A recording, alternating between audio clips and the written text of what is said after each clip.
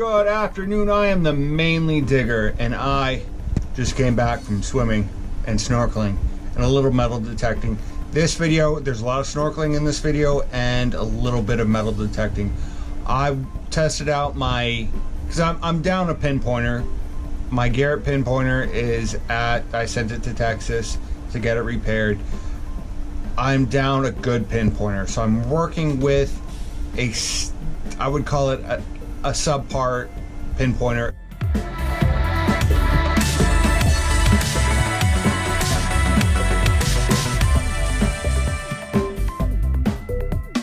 Especially underwater. So I'm working with it and I'm testing it out and I'm seeing its capabilities. It did find metal, which is good. Metal detectors are supposed to find metal. The depth and length it can go, or not the depth in the water, but the depth that it goes under the sand or under the surface of the ground is questionable. I bought it probably over a year and a half ago. It is definitely a subpar metal detector, pinpointer, whatever you want to call it. I miss my Garrett. Anyway, just because this pinpointer is subpar doesn't mean other less inexpensive pinpointers are subpar. Either or, I had a good time. I did some snorkeling.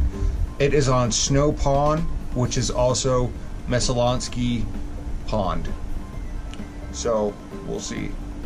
I had a good time. I had a real good time. I picked up a lot of trash and a lot of glass, which is good. Mainly dig out. Watch the video.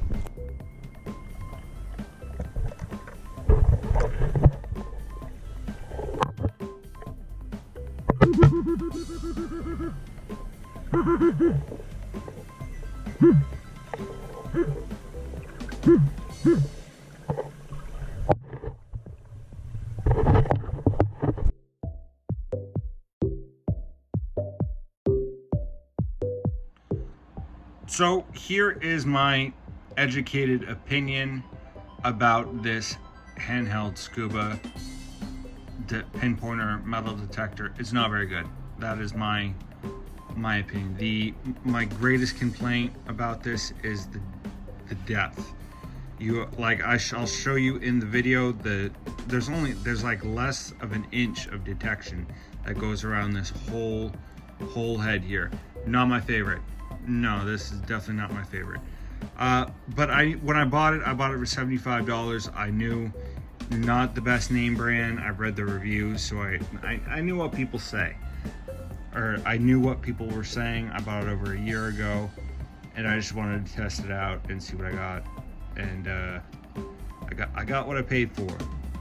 Not my favorite, but it worked. It definitely found metal. I guess I'm a little salty because I miss my Garrett carrot.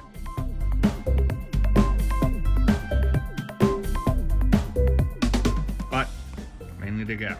I will say this is a pro. The versus the cons, the lot of cons that I have over this handheld detector, this pinpointer, versus the Garrett carrot. This right here is a better backing for a battery pack. You stick it in there, it seals it up, and then you twist it on, or you twist it on, and as you're twisting it, it seals it. So that is a pro that if I were to make this myself, I would keep. Positivity. Mainly dig out. All right, so let me explain this. Try to explain this a little bit better. You have Messalonsky Lake, not pond, and in yellow is Snow Pond. That's the best way I can describe it. So yellow, Snow Pond. Blue is where the Oakland town or public beach is, the dam, and it's where the locals go. Snow Pond is in Sydney. I would call it more bougie. I hope I said that right. It's definitely bougie. It's not a public place. Sydney's not bougie at all. But where Snow Pond is, that is definitely bougie. Best way to describe it, I don't know why They call it Snow Pond because it is Messalonskee Lake. No idea. Welcome to Maine. Mainly Dig Out.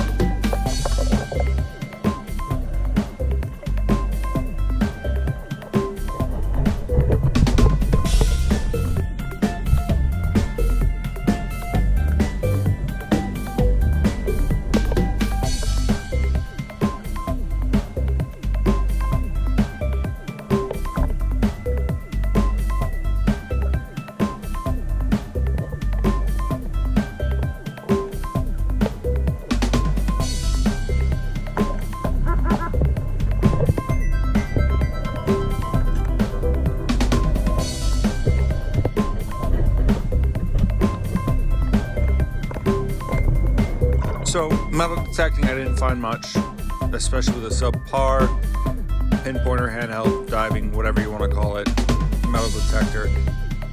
But I found some stuff. As long as it was a large piece of metal, the pinpointer would pick it up. I also found some glass. I picked up a lot of trash off the beach, so it's a good thing. I was even though I didn't find any coins or anything like that, I was still happy with what I did, and it was fun. I just had fun. All right, Mainly Dig Out.